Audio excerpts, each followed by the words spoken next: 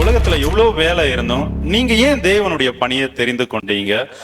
உங்கள் gospel TV வழங்கும் சத்தியத்தையும் அறிவீர்கள் என்ற நிகழ்ச்சியில இந்த நேரத்தை உங்களோட பகிர்ந்து கொள்ள சிறப்பு விருந்தினர் ஒருத்தங்க வந்திருக்காங்க. நான் உங்களுடைய யாக்கோபு. இந்த நிகழ்ச்சி பத்தி உங்களுக்கு ரொம்ப நல்லாவே தெரியும். பொதுவாக 5 கேள்விகள் கேட்போம். ஓகே, தேவனோடு இடைப்படுற அந்த அனுபவத்தின் வழியா ஜனங்கள் பக்தி விருத்தி அடைவதற்காக அந்த 5 கேள்விகள் பல்வேறு தரப்புல இருக்கிற ஊழியர்கள் கிட்ட கேட்போம். இன்னைக்கு நம்ம மத்தியில ஒரு பிஷப் அவர்கள் வந்திருக்கிறாங்க. அவர் தங்களை இன்ட்ரடியூஸ் பண்ணுவார். அவர் எதுல பிஷப்பா இருக்காரு, ஓகே, அவங்க ஊழிய ஸ்தாபனம் என்ன, அதனுடைய நோக்கம் என்னன்னு சொல்லிட்டு சுருக்கமா அவங்க தங்களை இன்ட்ரடியூஸ் பண்ணி கொள்வாங்க. திரும்பவும் சொல்றேன், நீங்க பார்த்து கொண்டிருப்பது சத்தியத்தையும் அறிவீர்கள். Praise lord. உங்களை பத்தி நீங்களே சொன்னா நல்லா இருக்கும்னு நினைக்கிறேன். என்னுடைய பெயர் டாக்டர் கொர்னேலியஸ். இந்திய நற்செய்தி இயக்கம் என்ற மிஷனரி ஸ்தாபனத்தில் என்னுடைய தலைவராக இருக்கிறேன். அந்த ஊழியத்தில் 180 ஊழியக்காரர்கள் சபைகள் இருக்கின்றன. இது ஒரு மிஷனரி ஆர்கனைசேஷன். அனைத்து சபைகளுக்கும் ஊழியர்களுக்கும் கண்காணியாக நான் பொறுப்பில் இருக்கிறேன். கர்த்தருடைய பணியை உண்மையும் உத்தமமாக கடைசி மட்டும் செய்ய வேண்டும் என்கிற ஆர்வமும் வாஞ்சியும் செயல்பாடும் அடிமைக்கு உண்டு. ஆக்சுவலாக மிஷனரி பணின்னு சொல்லும்போது அது இன்ட்ரெஸ்டாக வாஞ்சியாக தான் இருக்கு. ஓகே, இன்னும் டெப்த்தாக கேட்கணும் அப்படின்ட்டு. சரி, நமக்கு நேரம் போதாதுங்கிறனால நான் ஸ்ட்ரைட்டாக கேள்விக்குள்ளேயே கொண்டு போயிடலாம். ஐயா, முதல் கேள்வி என்னன்னா, ஒவ்வொரு ஊழியர்கள்ட்டையும் நாங்கள் கேட்குறோம். நீங்கள் உலகத்தில் நிறைய வேலை இருக்கு இல்லையா, வேலை, படிப்பு, பொறுப்பு, அது ஒவ்வொரு பல்வேறு தரப்புல இருக்கு. தங்களை பிரஸ்தாவப்படுத்திக்கிறதுக்கு பணத்தை, நல்ல வருமானம் உள்ள இது அப்படி எல்லாம் இருந்தோம். நீங்கள் அது எதுவும் வேண்டாம், தேவனுடைய பணி எனக்கு போதும் போதும் மீன்ஸ் அதை குறைச்சி சொல்ல, நீங்கள் எப்படி அதை சூஸ் பண்ணீங்க? அந்த வேறுபாட்டை நீங்கள் எப்படி தெரிஞ்சுக்கிட்டீங்க, புரிஞ்சுக்கிட்டீங்க? எப்போதுல இருந்தா அந்த பணி நீங்கள் ஏன் இந்த தேவனுடைய பணியை தெரிந்து கொண்டீங்கன்னு சொல்லுங்க ஐயா. நான் ஒரு கிறிஸ்தவ குடும்பத்தில் பிறந்தேன். கிறிஸ்தவ குடும்பத்தில் வளர்க்கப்பட்டேன். என்னுடைய தந்தையார் சிஎஸ்ஐ சபையில் போதகராக இருந்தவர்கள். ஆகவே வேதத்தை பற்றிய சில அறிவு எனக்கு உண்டு. வேதத்தை வாசித்து வருகிற பொழுது என்னை அதிகமாக தொட்ட ஒரு வசனம் என்னவென்று சொன்னால், சுவிசேஷத்தை நான் பிரசங்கிக்காவிட்டால் எனக்கு ஐயோ. அந்த வசனம் தான் என்னை இளமை பருவத்திலே அதிகமாக தொட்டது. ஐயோ என்று சொன்னால் ஏதோ நாசமாக போ என்பது அல்ல. போ அண்ட் மீ, எனக்கு ஏதோ ஒரு ஆபத்து வரை இருக்கிறது. என்ன ஆபத்து? சாலையிலே போகிறோம், நானும் சாலையிலே போகிறேன், ஆபத்துகள் வந்திருக்கிறது.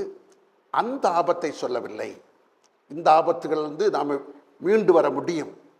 ஆனால் பவுல் சொல்லுகிற ஆபத்து மீண்டு வர முடியாத ஆபத்து.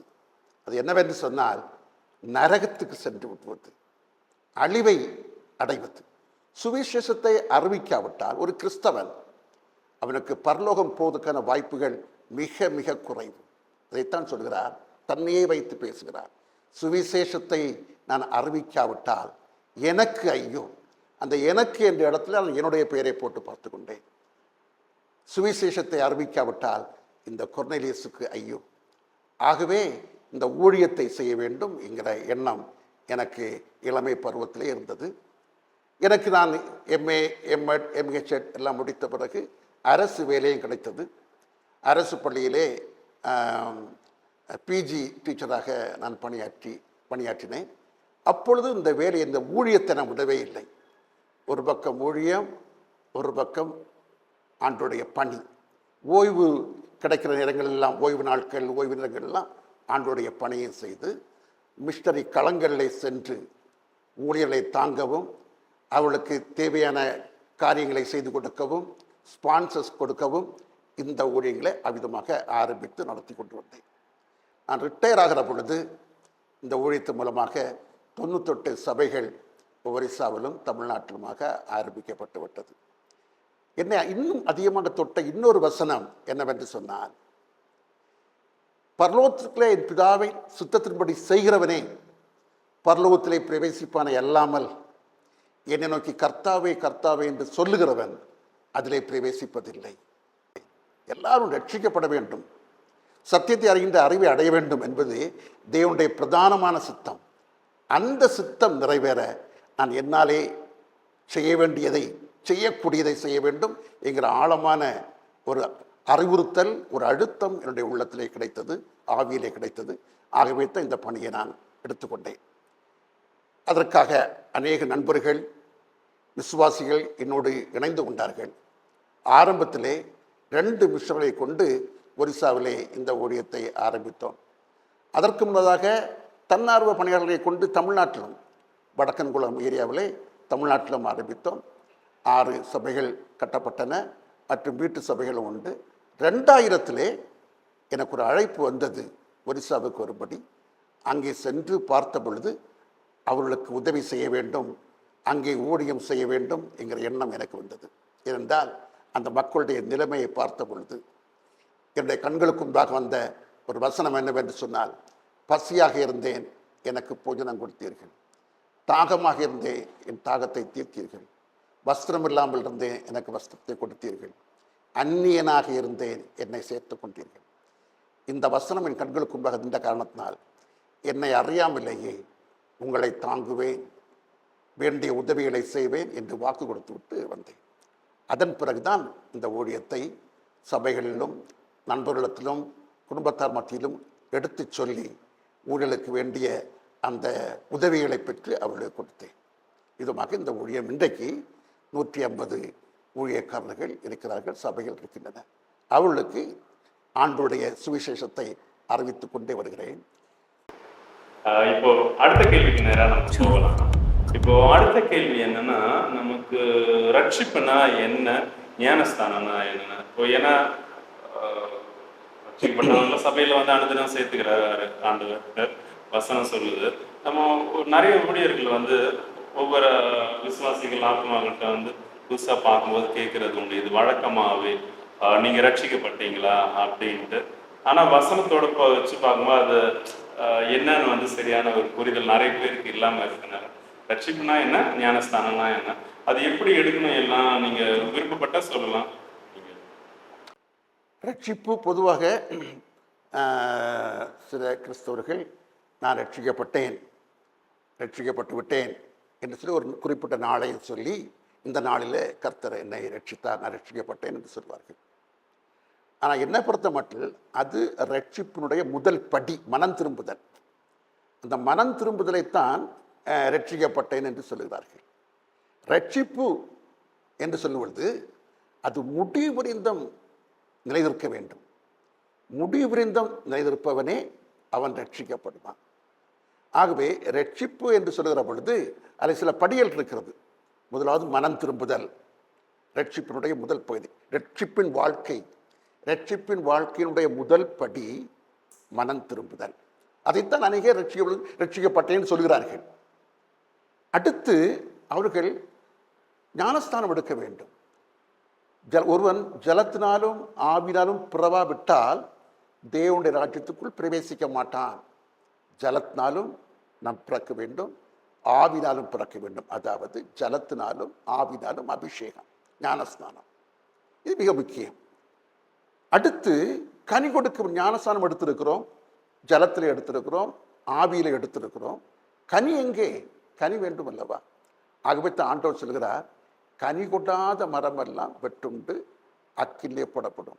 ஆகவே ரட்சிப்பின் பாதையில் வருகிறவர்கள் மனம் திரும்பி இயேசுவை ஏற்றுக்கொண்டு அவரோடு கூட அந்த ரட்சிப்பின் பாதையில் வருகிறவர்கள் தங்களை எப்படி வெளிப்படுத்த வேண்டும்? கனி கொடுத்து தாங்கள் உண்மையாகவே ரட்சிப்பின் பாதையில் வருகிறவர்கள் என்பதை அவர்கள் நிரூபிக்க வேண்டும், கனி கொடுக்க வேண்டும். அடுத்து பிதாவின் சித்தம் செய்ய வேண்டும்.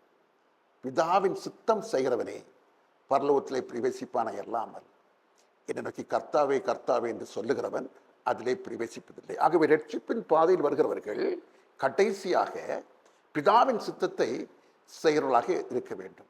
பிதாவின் சித்தம் செய்யாமல் கர்த்தாவே கர்த்தாவே என்று சொல்கிறவர்கள் அதில் பிரவேசிப்பதில்லை என்று கிறிஸ்து மிக தெளிவாக சொல்லியிருக்கிறார். இது ரட்சிப்பின் பாதையில் வருகிறவருடைய ஒரு காரியம். இப்படி வருகிற பொழுது இவர்கள் கடைசியில் கர்த்தருடைய வருகையில் அவர்கள் எடுத்துக்கொள்ளப்படுவார்கள் அல்லது மரணத்தின் போது பரதேசுக்கு செல்வார்கள். அங்கேதான் இவர்களுடைய ரட்சிப்பு முழுமை அடைகிறது. நம்முடைய ரட்சிப்பு எப்பொழுது முழுமை அடையும் என்று சொன்னால், மரிக்கிற பொழுது ஆண்டவருடைய பிள்ளையாக கர்த்தருடைய சமூகத்தை சென்றடைகிற பொழுது, பரதேசை சென்று அடைகிற பொழுது அந்த ரட்சிப்பு முழுமை அடைகிறது. மற்றவர்கள் இப்பொழுது இருக்கிறவர்கள், கடைசி தலைமுறை மக்கள் கர்த்தருடைய வருகையிலே பங்கு பெறுகிற பொழுது, அவருடைய மகிமையின் வருகையிலே பங்கு பெறுகிற பொழுது அவர்களுடைய ரட்சிப்பு முழுமை அடைகிறது. ஆகவே தன் கடைசி காலத்தில் ஆயத்தமாக வைக்கப்பட்டிருக்கிற ரட்சிப்பு என்று அங்கே பேதுரு சொல்லுகிறார். ஆகவே ரட்சிப்பு என்பது இந்த உலகத்திலே மனம் திரும்பி இயேசுவை விசுவாசித்து ஏற்றுக்கொள்ளுகிறோம். அது ரட்சிப்பின் முதல் படி.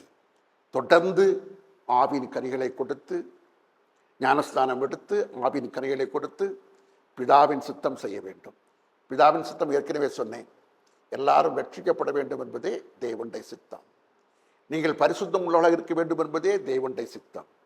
எல்லாவற்றுக்காகவும் தேவனை ஸ்தோத்திரம் பண்ணுங்கள், இதுவே உங்களை குறித்து தேவனுடைய சித்தம். இந்த காரியங்கள் எல்லாவற்றையும் ரட்சிக்கப்படுகிறவன், ரட்சிப்பின் பாதையில் நடக்கிறவன் அவன் கடைபிடிப்பான். கடைசியிலே முடிவிருந்த நம்முடைய விசுவாசத்தையும் நம்முடைய தேவ அன்பையும் காத்து கொண்டு பரலோகத்தில் பிரவேசிக்கிற பொழுது ரட்சிப்பு பூர்ணமடைகிறது. அதுதான் உண்மையான ரட்சிப்பு. இது என்னுடைய நம்பிக்கை. உங்களுடைய நம்பிக்கைன்னு இல்லை, ஆக்சுவலா ரட்சிப்புங்கிறது அதுதான், அந்த ஒரு ப்ராசஸ் தான். இதை இப்ப இருக்கிற சபைகள் போதிக்கிறாங்கன்னு நீங்க நினைக்கிறீங்களா? இல்லவே இல்லை. இன்றைக்குள்ள சபைகள் என்ன கேட்டால் இன்றைக்குள்ள சபைகளில் அதிகமாக போலியான ஆவிதான் அதிகமாக வேலை செய்கிறது. அதைத்தான் இயேசு சொன்னார், கள்ள தீர்க்கதரிசிகளுக்கு எச்சரிக்கையாக இருங்கள், ஆட்டுத்தோலை போர்த்து கொண்டு அவர்கள் மூலத்திலே வருவார்கள். கள்ள தீர்க்கதரிசிகள் தான் இன்றைக்கு அதிகமாக இருக்கிறது. அவருடைய நோக்கம் பணம். இந்த பணத்தை நோக்கமாக வைத்து மக்களை கவர்கின்ற அளவிலே அவருடைய மனசுக்குள்ளே என்ன விரும்புகிறார்கள், அவர்கள் எதை எதிர்பார்க்கிறார்கள், அதற்கேற்ற பிரசங்கம் பண்ணுவது, மோட்டிவேஷனல் ஸ்பீச் கொடுத்து மக்களை கவர்கிறார்கள். இதுதான் இன்றைக்குள்ள ஊழியக்காரருடைய நிலைமை. இவர்கள் ரட்சிப்பை குறித்தோ நித்திய ஜீவனை குறித்தோ நியாய தீர்ப்பை குறித்தோ பேசுகிறது கிடையாது. ஆசீர்வாதம், செழிப்பு, விடுதலை, மேன்மை, இந்த காரியங்களை தான் இன்றைக்குள்ள அநேக ஊழியக்காரர்கள் பேசிக் கொண்டிருக்கிறார்கள். கரெக்டாக சொன்னீங்க. ஆக்சுவலா இப்போ ஜனங்களுக்கு என்ன வேணும், அவங்க நீட்ஸ் என்ன, ஓகேவா, அதை புரிஞ்சுக்கிட்டு அவங்களை இன்னும் கொஞ்சம் ஸ்டிமுலேட் பண்ணி அதுக்கு ஏதுவா அதை பேம்பர் பண்ற மாதிரி மெசேஜ் கொடுத்து அவங்கள அப்படியே தன் வசமா வச்சுக்கிட்டு இருக்காங்க. ஓகேவா, அதை ஓப்பனாக சொல்லிட்டாங்க. அப்படி ஞானஸ்தானம்னா என்னன்னு சொல்லிட்டீங்கன்னா, ஒரு ரட்சிப் சொல்லிட்டீங்க, ஞானஸ்தானம் அதை எப்படி எடுக்கணும்னு சொன்னாலும் ஓகே. ஞானஸ்தானம் என்பது பொதுவாக யோவான் காலத்திலேயே யோவான் ஞானஸ்தானம் கொடுத்தார். இயேசு ஒரு சிலருக்கு ஞானஸ்தானம் கொடுத்தார், சீஷர்கள் ஞானஸ்தானம் கொடுத்தார்கள். அந்த ஞானஸ்தானம் என்பது அது கட்டாயமான கிறிஸ்தவ அந்த ஒழுங்கின்படி, வேத பிரமாணத்தின்படி ஒரு கட்டாயமான காரியம். அது எப்படி தெரியும் சொன்னால், இப்படி எல்லா நீதியையும் நிறைவேற்றுவது நமக்கு ஏற்றதாக இருக்கிறது என்று வசனம் சொல்கிறது. நாம் மனம் திரும்பி விசுவாசித்து நீரிலே ஞானஸ்தானம் எடுப்பது ஆண்டுடைய நீதியை நிறைவேற்றுகிறது. ஆகவே மனம் திரும்பி ஞானஸ்தானம் எடுப்பது மிக முக்கியமான காரியம். வேதம் சொல்கிறது, ஜலத்தினாலும் ஆவியினாலும் பிறக்க வேண்டும். அப்படி என்று சொன்னால் இந்த ஞானஸ்தானம் ஆவியிலும் நாம் அபிஷேகிக்கப்பட வேண்டும். பரிசுத்தாவின் அபிஷேகம் மிக முக்கியமான ஒன்று.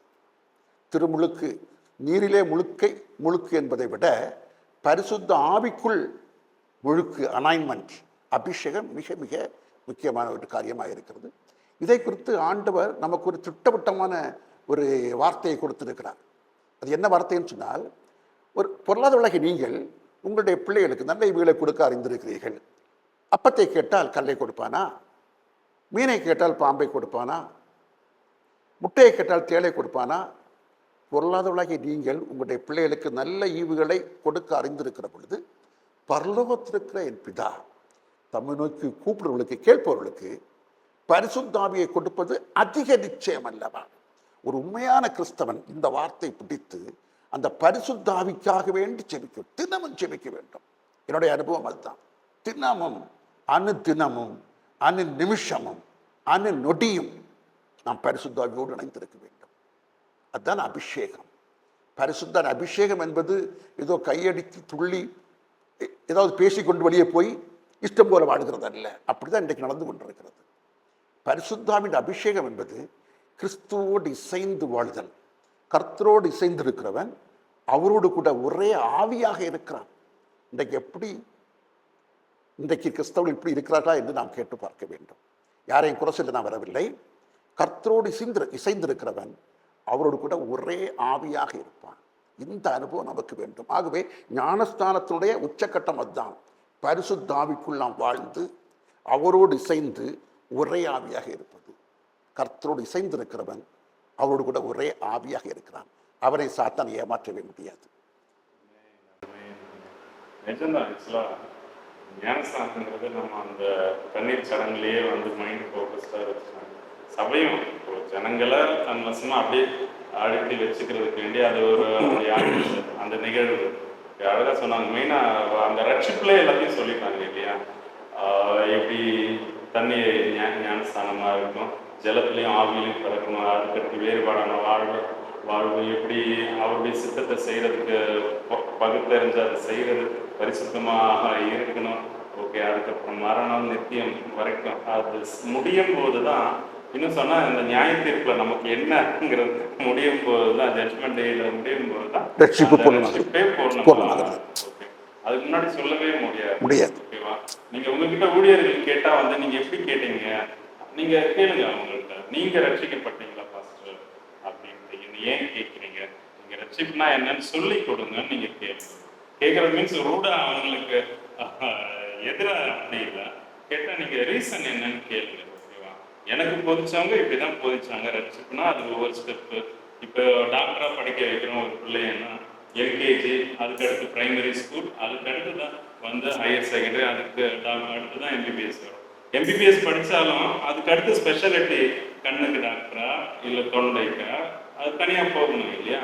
அப்போ ரட்சிப்புங்கிறது ஒரு வார்த்தையோ ஒரு நாளோ அது கிடையாது. ஓகே, அது ஃபர்ஸ்ட் நீங்கள் புரிஞ்சுக்கணும். அதுக்கு வேண்டிதான் இப்போ நான் ஒருத்தர் சொல்கிறத விட நிறைய பேர் சேர்ந்து சொல்லும்போது அது கண்டிப்பாக இந்த கன்னியாகுமரி பகுதியில் இருக்க நம்ம ஜனங்களுக்கு அது அந்த சத்தியம் விளங்குங்கிறதுக்கு வேண்டிதான் இதை சொல்கிறது. ஓகே, ஞானஸ்தானத்தை பற்றியும் அழகாக சொன்னாங்கன்னா அடுத்த கேள்விக்கு நேரம் போகலாம். இப்போ இருக்கிற வாலிபர்கள், ஓகேவா? இப்போ ஆக்சுவலாக நீங்கள் சத்தியத்தை இவ்வளோ தூரம் சொல்லும்போது நீங்கள் கண்டிப்பாக வெவ்வேறு தரப்பில் அனுப்புகிற உங்களுடைய மிஷினரிகளுக்கு நீங்கள் அது எல்லாத்தையும் சொல்லி ஸ்ட்ரிக்டாக சொல்லி தான் இப்போ கிளாஸ்லாம் எடுத்து தான் அனுப்புவீங்க நான் விசுவாசிக்கிறேன். நீங்கள் ஒவ்வொருத்தவங்களும் கொடுக்குற ரிப்போர்ட்ஸ் நீங்கள் போகும்போது அந்த சைட் விசிட்டாக இருக்கும், ஒவ்வொரு இடத்துல அந்த ஃபீல்டு ஒர்க் போகும்போது வாலிப பிள்ளைங்களை பற்றி உங்கள் கருத்துன்னு சொல்கிறத விட அவங்க எப்படி இருக்காங்க, அதாவது அவங்கள கொண்டு நமக்கு மீன்ஸ் சபையில் இருக்கிற ஊழியர்களுக்கு பிரயோஜனமாக இருக்காங்களா, அவங்க தேவனால அவங்கள பிரயோஜனப்படுத்துறதுக்கு ஏதுவா இருக்காங்களா இல்லையாங்கிறது உங்க பார்வையில நீங்க அனலைஸ் பண்ணதுல உங்களுடைய விஷயம். வாலிபர்கள் நமக்கு ரொம்ப உதவியாகத்தான் இருக்கிறாங்க. குறிப்பாக வட இந்தியாவில் உள்ள சபைகளில் உள்ள வாலிபர்கள் ரொம்ப ஒப்ளஜிங்காக இருப்பாங்க. ரொம்ப எல்லாம் ஒப்ளஜிங்காக ரொம்ப ஹெல்ப் பண்ணி சப்போர்ட் பண்ணிட்டுருப்பாங்க. நம்முடைய இங்கே சவுத் இந்தியாவில் இங்குள்ள வளர்ச்சி பெற்ற சபைகளில் வாலிபர்கள் அந்த அளவுக்கு இல்லைன்னு தான் நான் சொல்லணும். ஆனால் ஒரு கம்பேர் பண்ணும்போது கொஞ்சம் கம்மியாக தான் இருக்குது. அவங்கன்னா ரொம்ப நம்ம சொல்கிறத கேட்பாங்க, கூட வருவாங்க, எல்லா கருத்துலையும் முன்னெந்து செய்வாங்க, உதவி செய்வாங்க, சொல்கிறத கேட்பாங்க. ஆனால் இங்கே கொஞ்சம் குறைவு. ஆனால் ஒரு விஷயம், இங்குள்ள பையன்மாரையும் நம்ம ஆண்டுக்குள்ளே கொண்டு வரலாம், நிச்சயமாக கொண்டு வரலாம். அது எதை பொறுத்து இருக்குன்னு சொன்னால் அந்தந்த சபைகளில் உள்ள ஈடுபாடை பொறுத்து இருக்குது. ஒருத்தங்க எந்த சபையில் இருக்கிறாங்களோ அந்த சபையில் வாலிபர் ஊழியத்தை எடுத்து நடத்தினால் நிச்சயமாக அந்த நடத்துகிறவரை கொண்டு வாலிபர்களை ஆதாயம் பண்ண முடியும். நிச்சயமாக ப்ரொவைடட் அவர் கமிட்டட் மேனாக இருக்கணும். ஒரு கமிட்டட் பர்சன் வாலிப ஊழியத்தை எடுத்து நடத்துகிறாருன்னு சொன்னால் நிச்சயமாக இந்த வாலிப தம்பிமாரை ஆண்டுக்குள்ளே கொண்டு வர முடியும். ஏதோ ஏனோ தானோ கடமைக்காக ஒரு பெயருக்காக அப்படி சொல்லிட்டு அப்படி நாட்களை கடத்திட்டு போயாச்சுன்னா அந்த வாலிப பையன் மாதிரி நாம் சேவ் பண்ண முடியாது, ஆதாயம் பண்ண முடியாது. ரொம்ப கமிட்டட் பர்சன்ஸ் கர்த்தருடைய ஊழியத்தை வாலிபர் மத்தியில் செய்து அந்த வாலிபர்களை கர்த்தருக்குள் கொண்டு வர வேண்டும் என்கிற நோக்கத்தோடு, அந்த மன உறுதியோடு தங்களுடைய முழு தாளந்தையும் பயன்படுத்தி அதை பையன்மாருக்கு என்று செலவழி பல்வேறு முறைகளில் வாலிப பையன்மாரை அட்ராக்ட் பண்ணுறதுக்கு அவங்களுக்கு ஏற்றபடி பேசணும், அவங்களுடைய மனநிலைமை அறிஞ்சு ஃபஸ்ட்டு அவங்களுக்குள்ளே இறங்கி வரணும். பிறகு அவங்களுக்கு அந்த என்டர்டெயின்மெண்ட் கொடுக்குற பொழுது சில முக்கியமான ப்ரோக்ராம்ஸ் அவங்களுக்கு ஸ்கிட்டு ஏற்றபடி ஸ்கிட்டு கொடுக்கணும். அந்த ஸ்கிட்டில் அது முடிவு வேத வேத வேத கான்செப்டாக இருக்கணும். வேத கான்செப்டில் அந்த ஸ்கிட்டு போகணும். முடிவு அது ரட்சிப்பு, பரலோகத்துக்கு சென்றடைதல், இந்த அளவில் தான் அப்படி இருக்கணும். அப்படி ஸ்கிட் மூலம் பையன்மாரை அட்ராக்ட் பண்ணலாம். அதில் பாட்டு மூலம், பிறகு ஜபம், கடைசியாக ஜப ஐக்கியத்தின் மூலமாக அந்த வாலிப தம்பிமாரை ஆண்டுக்குள்ளே கொண்டு வரலாம். நிச்சயமாக அது ப்ராக்டிக்கலாக இட் இஸ் பாசிபிள். நாங்கள் அனுபவிச்சிருக்கணும். அதை வாலிபர் ஊழியம் மிக முக்கியமான ஊழியம். இன்னொன்று, இந்த வாலிப ஊழியத்தை பற்றி நான் சொல்ல விரும்புகிற இன்னொரு காரியம் என்னன்னு சொன்னால், இந்த வாலிபர்கள் அந்த சர்ச்சஸில் உள்ள பாஸ்டர்ஸ் அல்லது அங்கே உள்ள ஊழியத்தில் ஈடுபட்டிருக்க தம்பிமார் அவங்களுடைய கண்ட்ரோலில் இருக்கிறாங்க கொஞ்சம். அதோடு கூட மிக முக்கியமாக அந்தந்த குடும்ப தலைவர்கள் அந்த பிள்ளைகளை குறித்து ரொம்ப கவனமாக இருக்க வேண்டும். குடும்ப தலைவர்கள் என்ன கேட்டாச்சுன்னா, ஒவ்வொரு குடும்பமும் ஒவ்வொரு சின்ன சபைன்னு தான் சொல்லுவேன். ஏசு சொன்னார், 2 அல்லது 3 பேர் என் நாமத்தினாலே எங்கே ஒருமனப்பட்டு கூடியிருக்கலாம் ஒரு மத்தியில் இருக்கிறேன். ஒரு சபையை தான் சொல்கிறாரு. சபையை தான் சொல்கிறார். 2 அல்லது 3 பேர் இருக்கிற பொழுது கர்த்தரங்க வந்துட்டுனா அது சபை தான். சபை இதை கோரம் 2 அல்லது 3 பேர். ஆகவே ஒரு குடும்பத்தில் கணவன் மனைவி 2 பிள்ளைகள் அல்லது 1 பிள்ளை அல்லது 3 பிள்ளை அப்படி இருக்கிறாங்கன்னா அது ஒரு சின்ன சபை. ஏன் சொல்கிறேன்னா, இந்த உணர்வு அந்த குடும்பத்தினுடைய தலைவர்களுக்கு வரணும், கணவருக்கு வரணும், மனைவிக்கு வரணும். அந்த கணவர் தான் குடும்ப தலைவர், அவர் தான் பாஸ்டர். மனைவி உதவி போதகர், பிள்ளைகள் விசுவாசிகள், அவங்க ஊழியக்காரராக வர வேண்டும் என்கிற அர்ப்பணத்தோடு ஒவ்வொரு குடும்பத்திலும் அந்த குடும்பத்தின் தலைவர்கள் செயல்பட்டாச்சுன்னா இந்த கிறிஸ்தவ சமுதாயத்தில் இவ்வளோ பெரிய அழிவு சீரழிவு இருக்கவே இருக்காது.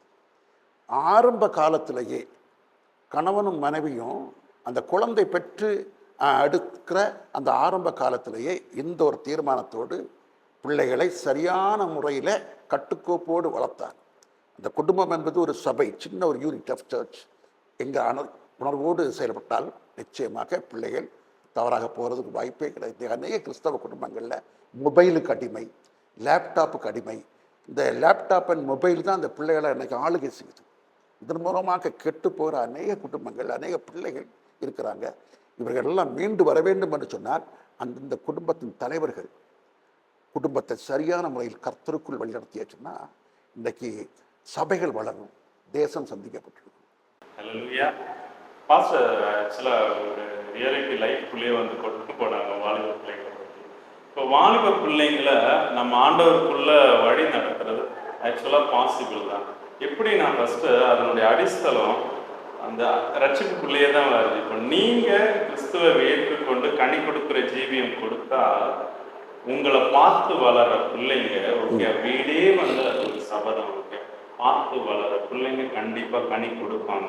அவங்க உங்களுக்கு கீழ்ப்படிவாங்க. உங்களுக்கு கீழ்ப்படிஞ்சா சபை போதகருக்கு கீழ்ப்படிவாங்க. சபை போதகருக்கு கீழ்ப்படிஞ்சா வசனத்துக்கு தேசத்துக்கு கீழ்ப்படிவாங்க. அவங்க கீழ்ப்படியும் போது அவங்க தேவனுடையவர்களாக மாறுவாங்க. ஓகேவா? இப்போ நான் அதான் ஈஸியாக நான் கற்றுக்கிட்டதை நான் அப்படியே சொல்கிறேன். ஓகேவா?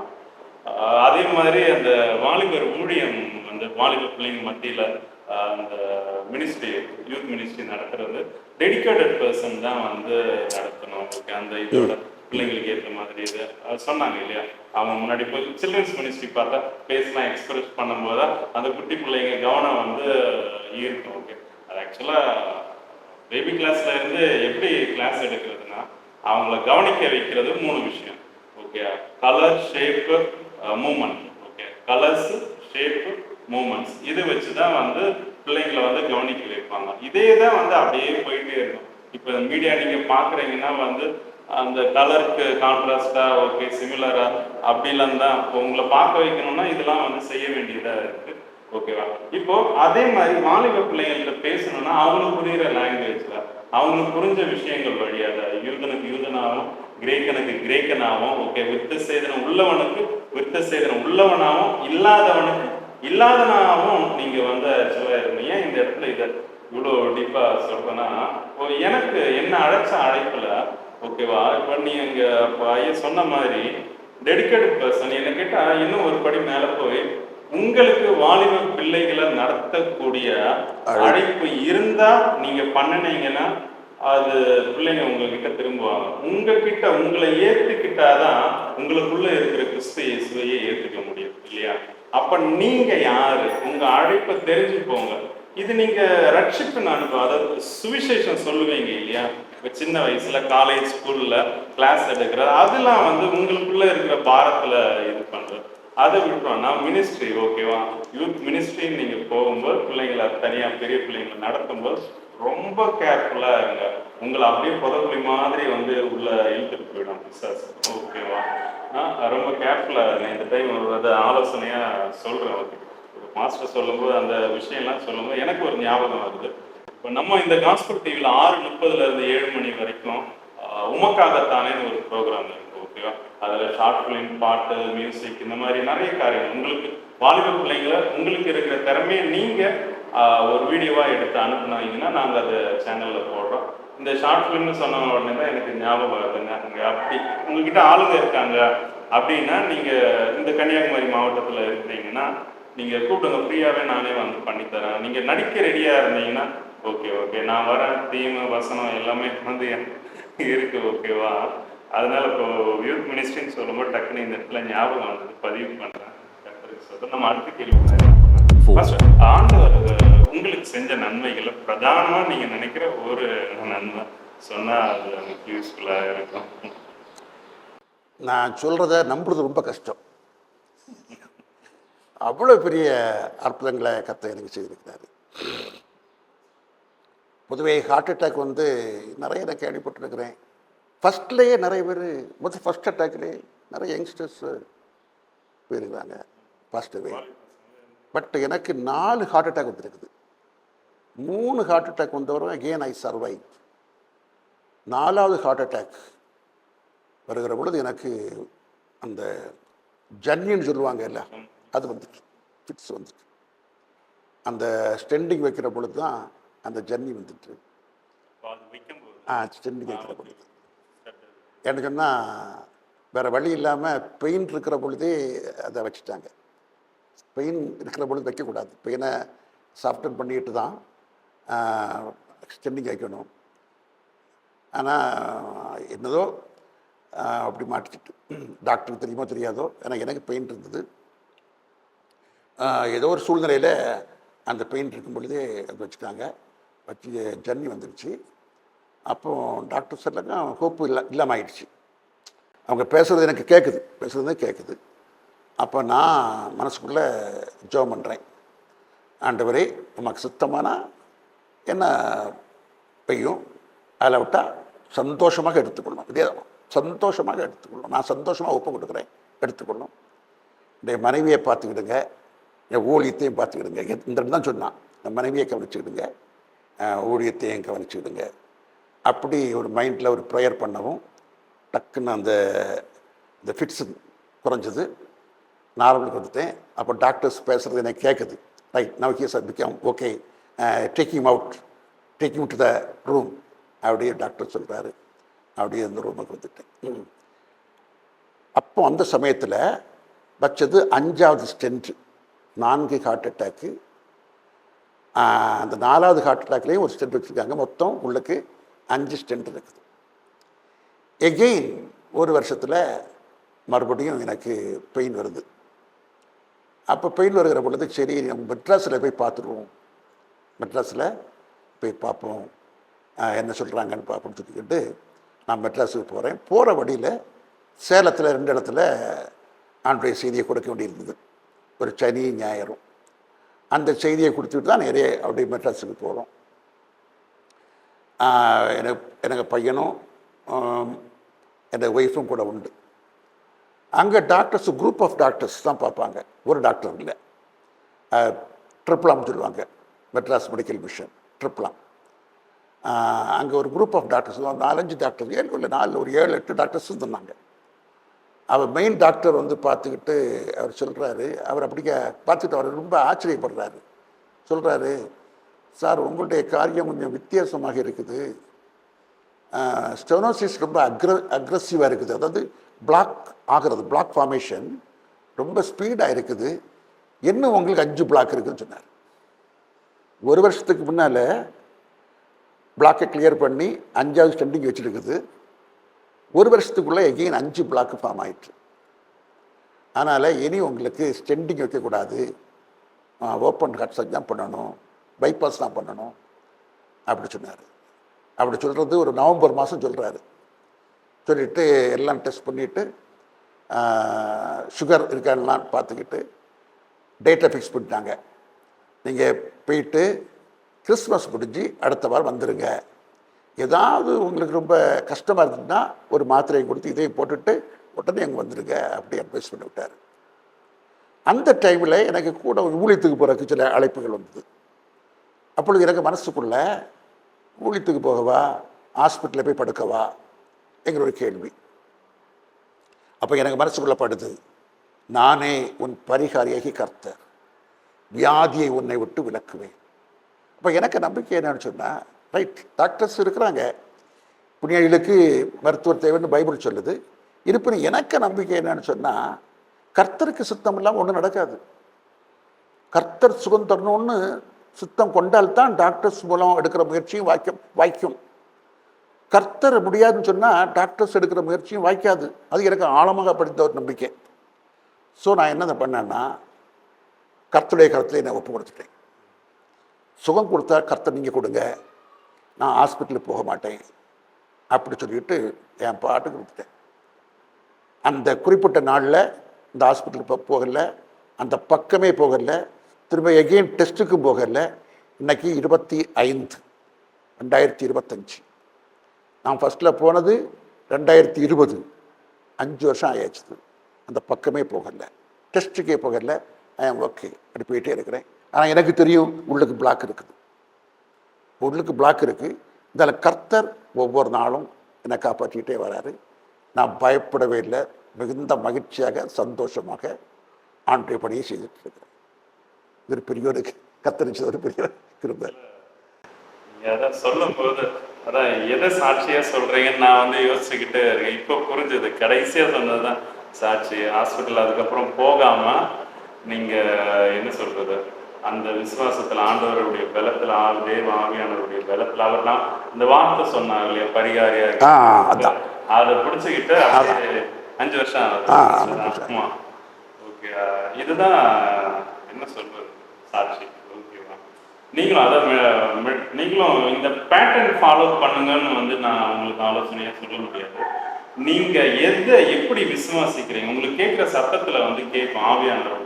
ஆவியானவர் பேசுறது வந்து ஆடிக்குள்ளாக கேட்கணும், உங்களுக்குள்ள இருந்து ஆவியில இருந்து கேட்கும். வசனத்துல நினைப்பூட்டுதல உங்க சிந்தையில உங்களுக்கு கூட பேசுவாரு. ஓகே, மற்றபடி ஊழியர்கள் வசனத்தினுடைய வேற நிறைய இருக்கு. நீங்க அதை ஃபர்ஸ்ட் பகுத்தறிய பாருங்க. ஓகேவா, இல்லைன்னா உங்களுக்கு மேல உங்களுக்கு சொல்லி கொடுக்குற ஊழியர்கள்ட்ட நீங்க கேட்டு அதை தெரிஞ்சுக்கோங்க. நான் இப்படி நினைச்சிட்டு இருந்தேன், இப்படி போகும்போது இந்த மாதிரி தோணிடுச்சு, இது ஆண்டவர் தான் பேசுறாரு, கன்ஃபார்ம் பண்ணிக்கணும். அதை பிடிச்சிட்டு அந்த வேலத்துல அவரை நீங்க நிறைய கற்றுங்களை ஆசிரியத்துக்கு வராங்க. நம்ம கடைசி கேள்விக்கு நேரம் போகலாம். 2025 இருக்கிற இந்த 21ஆம் நூற்றாண்டுல இருக்கிற இப்போ தேவ ஊழியர்கள் பாஸ்டர், ஓகே, அவங்க எப்படி இருக்கணும், விசுவாசிகள் எப்படி இருக்கணும், ஓகே, என்ன பண்ணணும், எப்படி இருக்கணும், உங்களுடைய ஆலோசனையா உங்க அனுபவத்துல இருந்து இல்லை வசனத்துல இருந்து உங்களுக்குள்ள ஒரு இது இருக்கும் இல்லையா. ஊழியர்கள் ஸ்டார்டிங் சொல்லும் போதே என்ன நடுவில் கேள்வியில் இல்லாத ஒரு எக்ஸ்ட்ரா கொஸ்டின் கேட்டேன், இதை சபை போதிக்குதா அப்படின்ட்டு இல்லை சொன்னீங்கன்னா, அப்போ உங்களுக்குள்ள இருக்கும் இல்லையா, இப்படி இருந்தா சரியா இருக்கும்ட்டு. அது உங்கள்கிட்ட இருந்து நாங்கள் பெற்றுக்கொள்ற ஒரு ஆலோசனையை நீங்க சொன்னா நல்லா இருக்கணும். என்னுடைய கருத்துப்படி ஒரு ஊழியர் தான் விசுவாசி, விசுவாசி தான் ஊழியர். ஆனால் இன்னைக்கு உள்ள ஊழியக்காரங்க அப்படி பிரிச்சிடுறாங்க. ஊழியக்காரங்க ஹையர் ஸ்டேட்டஸ், விசுவாசிகள் கீழ் ஸ்டேட்டஸ். இந்த ஊழியக்காரன் பெரிய ஆள், விசுவாசி சின்ன ஆள், இதெல்லாம் பழைய ஏற்பாட்டு காலம். பழைய ஏற்பாட்டு காலத்தில் தான் அந்த பலிபீடம் ஆல்டருக்குள்ள ஆசாரியன் போய் நிற்பான். மக்கள் இஸ்ரவேல் வீட்டார் அவங்க பிரகாரத்தில் தான் இருப்பாங்க, பிரகாரத்தில் இருப்பாங்க. அவங்க ஊழியக்காரங்க ஆசாரியர்கள் தான் பலிபீடத்தில் நிற்பாங்க. அந்த பிரிவாடு ஊழியக்காரங்கள் சாதாரண விசுவாசிங்கிற பிரிவாடு, அந்த வேறுபாடு அது பழைய ஏற்பாடு தான். ஆனால் அந்த ஆசாரியன் தான் அங்கே போகணும். ஆல்டருக்குள்ளே போக வேண்டியது ஆசாரிய மட்டும்தான் போக முடியும். அவன் தான் மன்றாட்டு செய்வான். எப்படி மன்றாட்டு செய்வான்? ஒரு ஆடு அல்லது வெள்ளாடு அந்த ரத்தத்தை கொண்டு வரி கொடுத்து ரத்தத்தை கொண்டு அவன் வந்து மன்றாட்டு செய்வான். ஆனால் அந்த ஆசாரியன், அந்த பிரதான ஆசாரியன், இந்த வேதபாரகன், இவனை அத்தனை பேரும் இயேசு கிறிஸ்துவை ஏற்றுக்கொள்ளலை. இயேசு கிறிஸ்துவை ஏற்றுக்கொள்ளாம ஒரு பெருமை நாவி, ஒரு கர்வத்தின் ஆவி இருந்தது.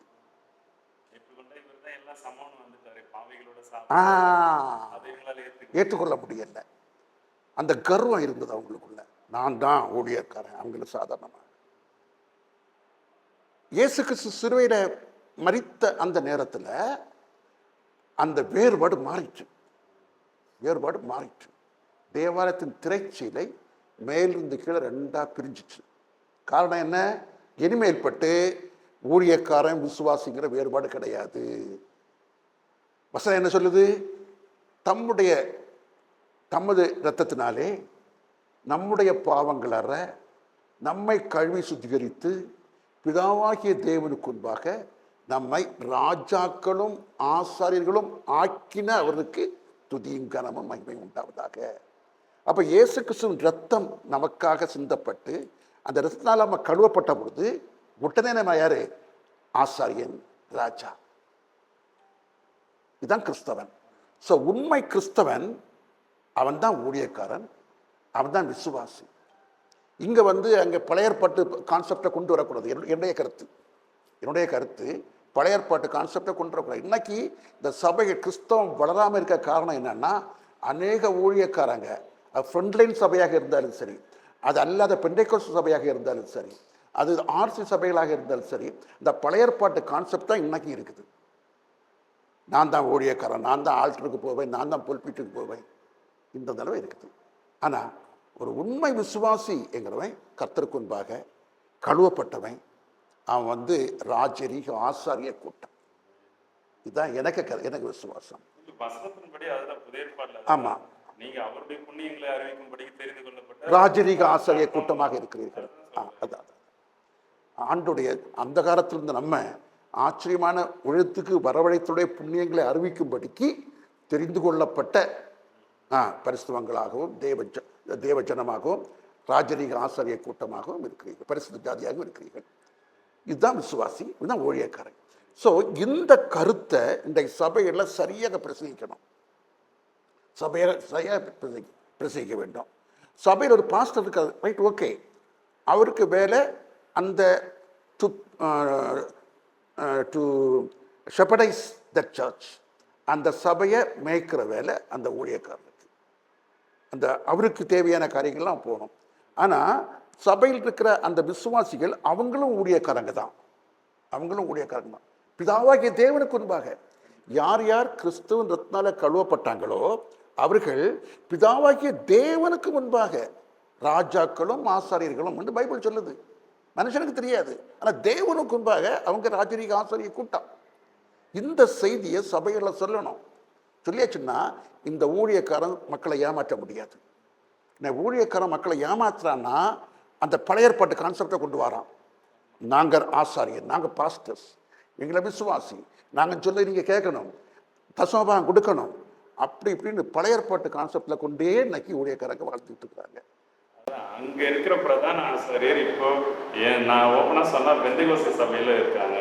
அவங்க என்னுடைய ஆளுங்க, என்னுடைய விசுவாசிங்க, அப்படின்னு சொல்லிட்டு இப்ப நான் சொல்றபடிதான் நீங்க கேட்கணும். அதான் ஆமா, நான் ஜெபிக்காம எப்படி வந்து இந்த பர்த்டே இது பண்ணீங்க அது கேட்கும்போது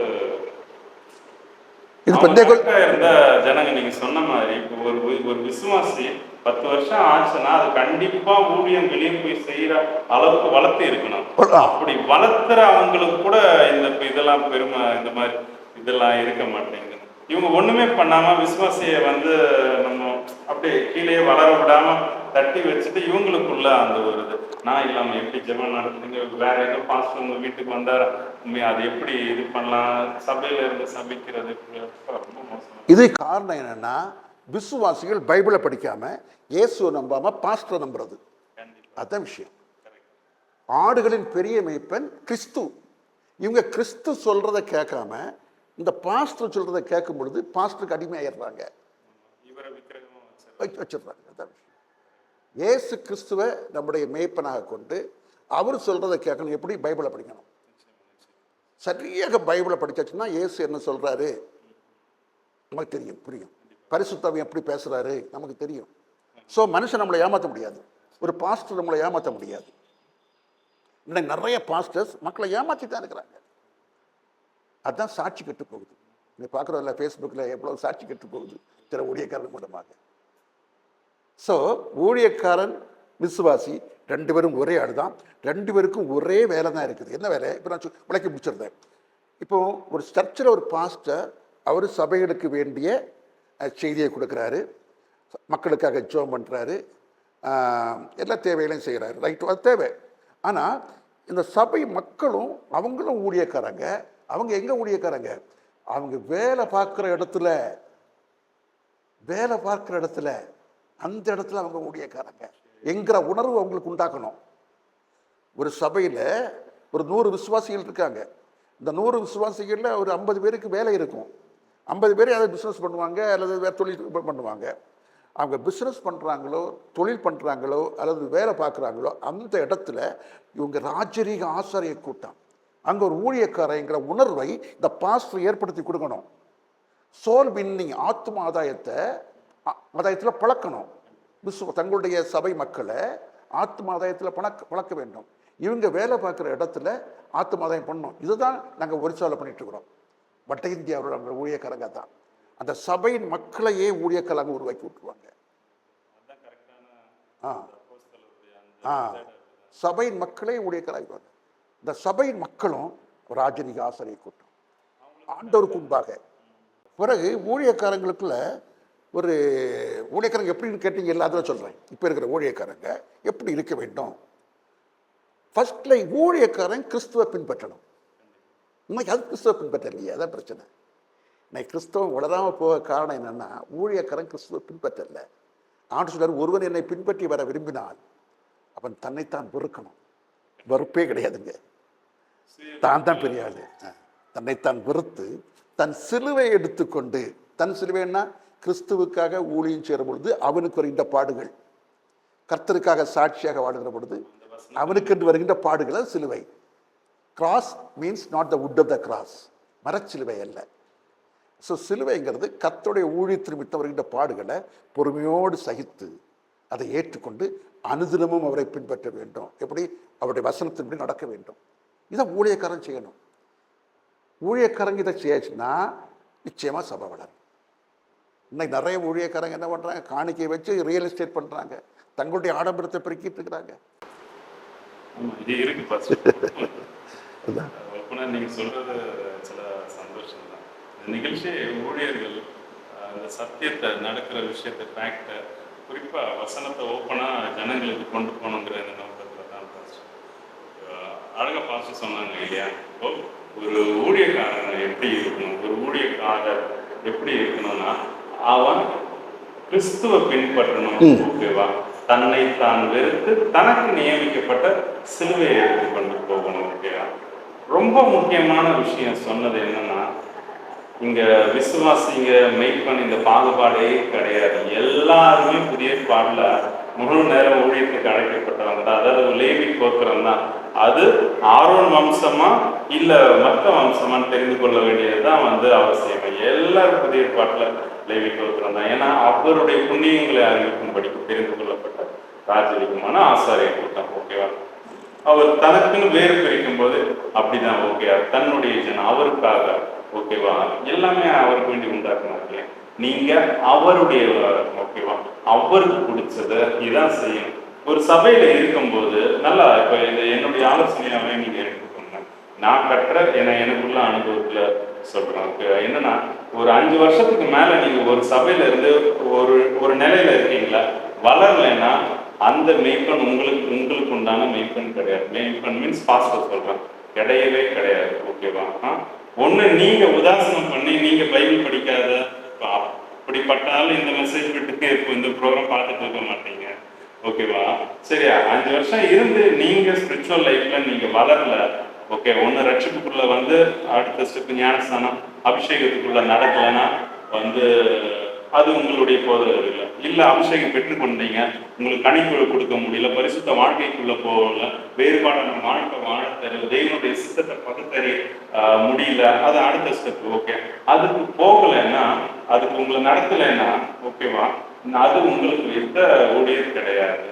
இல்ல ஓகே, பரிசுத்தமா நல்ல கனிலாம் கொடுக்குறேன் அப்படின்னு இருந்தீங்கன்னா, அந்த 3ல இருந்து 5 வருஷத்துக்குள்ள, அடுத்த 5 வருஷத்துக்குள்ள நீங்க ஊழியத்துக்குன்னு, ஓகேவா, உங்களை ஆயத்தப்படுத்தலைன்னா, வெளியே அனுப்பலைன்னா, அது கரெக்டான இடம் இல்லை. ஓகே, இதுதான் ஃபேக்ட். சரியா? நீங்க ஆராய்ச்சி பாருங்க. எல்லாருமே ராஜாக்களும் ஆசாரியர்களும். ஓகேவா? அது புரிஞ்சுக்கோங்க. ஓகேவா? அதாவது இப்போ ஊழியர்களுக்கு ஒரு சகோதரனா, கிறிஸ்துவன் சகோதரனா, நம்ம எல்லா கிறிஸ்துவன் சகோதரர்கள் அந்த இதுல சொல்றோம். ஓகே, என்னன்னா நம்ம ஆக்சுவலா வேலைக்காரன். ஓகேவா? ஜனங்க தேவனுடைய பிதாவாகிய தேவனுடைய மாளிகையும் பண்ணையுமா இருக்காங்க.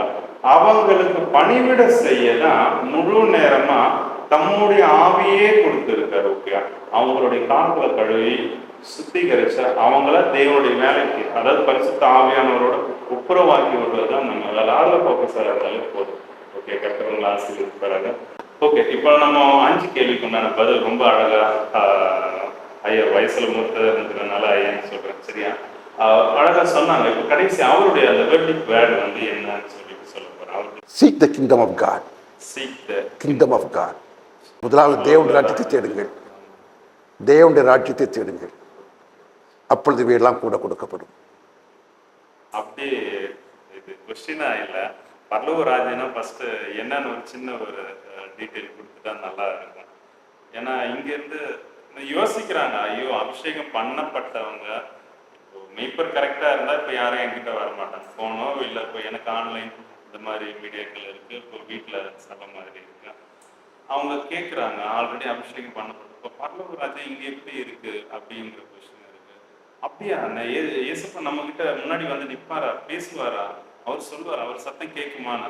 அவங்க 12 வருஷமா ஆவிக்குரிய சபைக்கு போற அபிஷேகம் பண்ணப்பட்டவங்க இப்படி இருக்கு. அதனால அந்த பரலோக ராஜ்யத்தை seek the kingdom சொன்னீங்க, kingdom of heaven சொன்னீங்க. Seek the kingdom of God.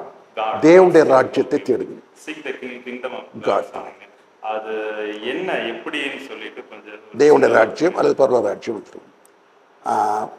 இயேசுடன் கேட்குறாங்க, அவன் எப்பொழுது உங்களுடைய ராஜ்யம் வரும்னு கேட்குறாங்க. அப்போ அந்த இடத்துல இயேசுவாமி சொல்கிறாரு லூக்கா சுவிசேஷத்தில், நான் பரலோக ராஜ்யம் உங்களுக்குள்ளே இருக்கிறதேங்கிறாரு. உங்களுக்குள்ளே இருக்கிறதே, நான் பிதாவின் விரலினாலே சுவாசில துரத்துறபடினால் தேவனுடைய ராஜ்யம் உங்களுக்குள்ளே வந்திருக்கிறதே. இதுதான் ஃபஸ்ட்டு நாம் அனுபவிக்க வேண்டிய தேவனுடைய ராஜ்யம். கிறிஸ்தவ சபைகளுக்குள்ளேயே தேவனுடைய ராஜ்யம் இருக்கணும். அங்கே அன்பும் சந்தோஷமும் சமாதானமும் இருக்கணும், தேவனுடைய வல்லமை இருக்கணும், சுவாசிகள் ஓட வேண்டும். அப்போ அங்கே பரலோக ராஜ்யம் இருக்குது. ஆனால் சபைகளில் இன்றைக்கு இருக்குதா? அதுதான் ஒரு கேள்விக்குறி. ஆகவே கர்த்தர் இந்த உலகத்தில் நம்ம வைத்திருக்கிறார். நாம் ஒரு சபையாக கூடி வர்றோம் அல்லது குடும்பத்தில் இருக்கிறோம், அங்கே தேவனுடைய ராஜ்யம் இருக்க வேண்டும். ஃபஸ்ட்டில் இங்கே தேவனுடைய ராஜ்யம் இருக்க வேண்டும். நான் தேவனுடைய விரலினாலே பிசாசில துரத்துகிறபடியினால் தேவனுடைய ராஜ்யம் உங்களுக்குள்ளே இருக்கிறதே. அதான் தேவனுடைய ராஜ்யம் நமக்குள்ளே இருக்குது. அடுத்து ஆண்டவர் நமக்கு ஒரு ஜெபம் கற்றுக் கொடுக்குறாரு. அந்த ஜெபத்துல உம்முடைய ராஜ்யம் வருவதாக என்று ஜெபிக்க கற்றுக் கொடுக்கிறார். உம்முடைய ராஜ்யம் வருக. இன்னொரு இடத்துல ஆண்டவர் சொல்றாரு, நான் தேவனுடைய ராஜ்யத்திலே திராட்சைப்பழ ரசத்தை பருகுவதற்கு முன் இங்கே பருகுவதில்லைன்னு சொல்றாரு. அப்படி சொல்றாரு. அவருடைய ராஜ்யம் ஒன்று வேற இருக்குது. அதுதான் நாம் இதை எதிர்பார்த்து கொண்டிருக்கிறோம். கர்த்தருடைய ராஜ்யம் அது பிரத்யட்சமாக வரும். அந்த ராஜ்யம் பிரத்யட்சமாக வரும். பிலாத்துட்ட சொல்றாரு, நான் யூதருடைய ராஜா தான், என்னுடைய ராஜ்யம் இவ்வுலகத்துக்குரியதல்ல, அது இனி வர இருக்கிறதுன்னு சொல்றாரு. அப்ப இஸ்ரவேல் ஜனங்களும் இயேசுவை ராஜாவாகத்தான் எதிர்நோக்கி இருக்கிறாங்க. தேவனுடைய ராஜ்யம் வர இருக்குது. ஏசாயா சொல்றாரு, முழங்கால் யாவும் முடங்கும், நாவுகள் யாவும் என்னை முன்னிட்டு அறிக்கை பண்ணும் என்று வசனம் சொல்றாரு. அந்த நாள் இன்னும் வரல, அந்த காலகட்டம் வரல. அது ஆண்டவருடைய ராஜ்யம். சகரியாவில் சொல்றாரு, 1000 வருஷம் சாட்சி. சகரியாவில் சொல்றாரு, சகரியா 14 அப்பொழுது கர்த்தர் பூமி எங்கும் ராஜாவாக இருப்பார், அவருடைய நாமமும் ஒன்றாக இருக்கும். சகரியா 14:10, 9:10. ஸோ கர்த்தர் பூமி எங்கும் ராஜாவாக இருக்கிற ஒரு காலம் வரை இருக்குது தேவனுடைய ராஜ்யம். அப்பொழுது அது ஒரு பெரிய தர்ம யுகம். அப்பொழுது புலியும் பசுவும் சேர்ந்து மேயும், விரியன் பாம்பு வலையில குழந்தை கையிடும். என் பரிசுத்த பர்வதம் எங்கும் தீங்கு செய்வார் யாரும் இல்லை, கேடு செய்வார் யாரும் இல்லை. தேவனுடைய ராஜ்யம். ஸோ இந்த உலகத்திலேயே இயேசு கிறிஸ்து 1000 வருஷம் அரசாட்சி பண்ண போகிறாரு, தம்முடைய கடைசி கால தெரிந்து கொள்ளப்பட்டவர்களை வைத்து. அதன் பிறகுதான் நியாய தீர்ப்பு, அதன் பிறகுதான் புதிய வானம் புதிய பூமியில நிலையான வாழ்க்கை. ஸோ பரலோக ராஜ்யம் என்பது நிலையான வாழ்க்கை, நிலைவாழ்வு, எட்டர்னல் லைஃப் என்பது not in heaven but in the new earth. புதிய பூமியில புதிய எருசலேம் நகரத்துல தான் நிலையான வாழ்வு. இப்போ நீங்க ஊழியர்களா இருந்தீங்கன்னா இது உங்களுக்கு திறந்த வாசலா வைக்கப்பட்டிருக்கு இல்லையா? இந்த கேள்விகள் இப்போ அடுத்தடுத்து பார்ட்டா வரணும். நீங்க சத்திய வசனத்தை பேசுற, அதாவது நீங்க சத்தியத்தை ஜனங்களிடத்துல எப்படியாவது கொண்டு போகணுங்கிற அந்த தாகம் உடையவரா நீங்க என்னுடைய நம்பருக்கு நீங்க கால் பண்ணுங்க. ஓகே, நீங்க இருக்கிற இடத்துல உங்களை இந்த கேள்விகள் கேட்டு அதுக்கேற்ற ஓகே எந்த பாட்டில் நீங்க பேசுறீங்கன்னு சொல்லிட்டு அந்த கேள்வி கேட்டு உங்களுடைய கருத்து, உங்களுடைய அனுபவம், ஓகே வசனத்தின்படி நீங்க எதை ஜனங்களிடத்துல சொல்ல விரும்புறீங்களோ அதுக்கு இந்த ப்ரோக்ராம் உங்களுக்கு ஒரு திறந்த வாசலா இருக்கு. ஓகேவா? இதனுடைய நோக்கம் ஒண்ணுதான், ஜனங்களிடத்துல சத்தியத்தை கொண்டு போகணும். நான் எனக்கு தேவன் கற்றுக் கொடுத்த விஷயத்த ஒவ்வொருத்தர் வழியா கொண்டு செய்வதுதான் இந்த முயற்சி. தேங்க்யூ. God bless you. கர்த்தர் உங்களை ஆசீர்வதிப்பார். ரொம்ப சந்தோஷம்.